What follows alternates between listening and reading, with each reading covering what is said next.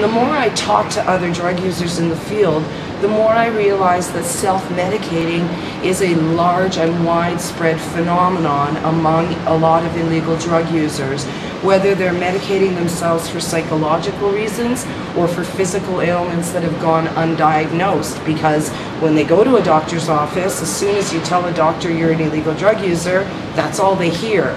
And if you're in some kind of pain, well, you're in pain because you're using illegal drugs. Everything is because you're using illegal drugs. So it's very difficult to get a diagnosis. And so you go on self-medicating. And if you're using certain drugs like opiates in any kind of an ongoing way to treat an undiagnosed disease or mental illness, you're going to get hooked, you're going to get wired. And once you're wired, unless you are making $1 million a year, you're going to need to engage in some underground activity to support that habit. And so all of a sudden self-medicating becomes being forced to live in a world of criminalization, where you're either involved in sex trade or the drug trade, because working at McDonald's for $9.80 an hour is not going to get you $200 worth of heroin every day. So that habitual form of self-medicating actually drags you into a criminalized lifestyle. And I think by now the harms associated with that lifestyle have been very well documented, so I'm not going to go into them here. But let's just say, for the top of my head, HIV, hepatitis C, imprisonment, and death from overdose top the list. So pleasure maximization, what does it mean? It means having the time and having the space to be able to use drugs in a way that enhances your life rather than impedes your life. Now I am able to use my drugs in a way that's not habitual. I'm a recreational drug user now, which means that I can decide that on Friday and Saturday I'm going to kick back and I'm going to do speedballs. I'm going to mix cocaine and heroin and inject it. I'm going to do it safely, and I'm going to use harm reduction strategies every time, but I'm going to engage in that behavior and I'm going to enjoy it. Pleasure maximization means that I can start to explore options for doing my drugs as safely as possible by engaging in such things like joining a buyer's club.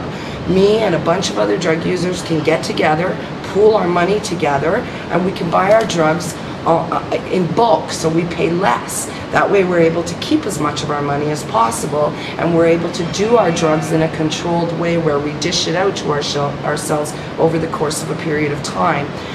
And we're not therefore having to expose ourselves to the violence that's on the streets, like going on the streets and trying to score coke or heroin is very dangerous. The chances of getting ripped off, beaten up, raped, or robbed is very, very real. So buying with other people, getting yourself a good, stable connection, someone you can trust, knowing the purity and the adulterants that are in your drugs can allow you to reduce the amount of harms. So pleasure maximization is very much intertwined with harm reduction. I see the two as working hand in hand.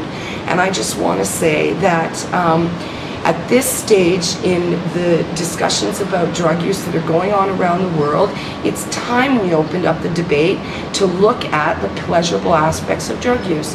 If there wasn't good stuff about doing drugs, we wouldn't be doing it. It's obviously, I mean, if you go into harm reduction workshops, and if you go to workshops on HIV and AIDS, people are focusing on the negative aspects of drugs. They're looking at things like overdose and hepatitis C and HIV, and we very much need to look at those things because the rates of infection are out of control all over the world. Right now I'm sitting here talking to you from Bangkok, and believe me, it's a very, very, very scary situation in Asia right now.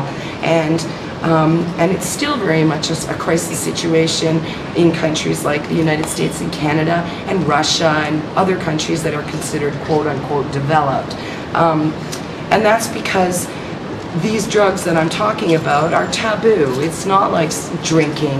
And you know, it pisses me off that people who, for example, our wine tasters, professional wine tasters, can make a career off that and write in all kinds of wonderful fancy magazines about how this Merlot, you know, tastes like pepper and whatever.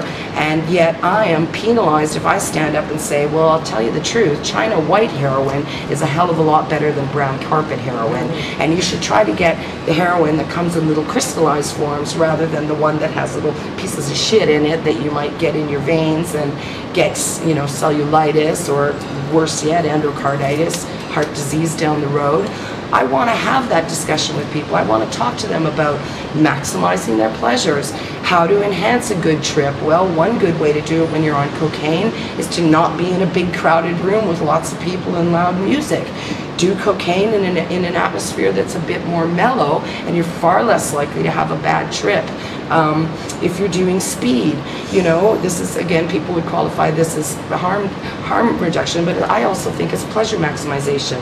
If you're doing ecstasy, if you're doing speed, drink a lot of water, eat a good meal before you do it, have some Valium so that by the time you're done your trip, you can come down and then get some sleep and replenish your body.